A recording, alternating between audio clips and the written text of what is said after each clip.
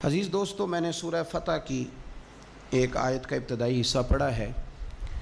نبی پاک صلی اللہ تعالیٰ علیہ وسلم عمرے کی حاضری کے لیے تشریف لے گئے تو مقام حدیبیہ پر کفار مکہ نے روک لیا اور کہا کہ آپ جنگ کے ارادے سے آئے ہیں تو ہم آپ کو مکہ میں داخل نہیں ہونے دیں گے۔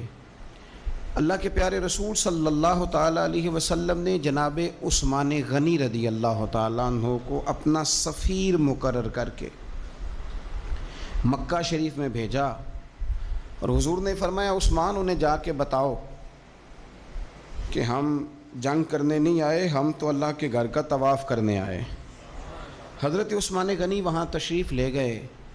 کفار مکہ نے جناب عثمان غنی کو روک لیا اور سب سے پہلی بات تو یہ کی کہ آپ اگر طواف کرنا چاہیں تو کر لیں، صحیح کرنا چاہیں تو کر لیں، عمرہ مکمل کر لیں، لیکن ہم نبی پاک صلی اللہ علیہ وسلم کو نہیں کرنے دیں گے۔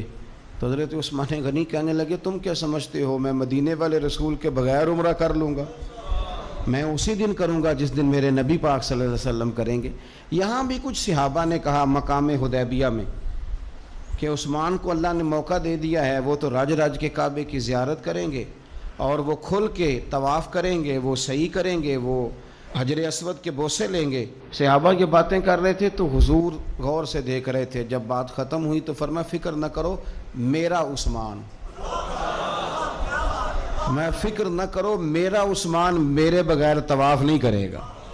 ہاں مجھے کیا غرض تھی نماز سے، مجھے کیا خبر تھی سجود کی، یہ تو تیرے نقش پا کی تلاش تھی جو جھکا رہا میں نماز میں۔ اور اقبال کہنے لگے اذاں تو ازل سے تیرے عشق کا ترانہ بنی، اور نماز تو اس کے نظارے کا ایک بہانہ بنی۔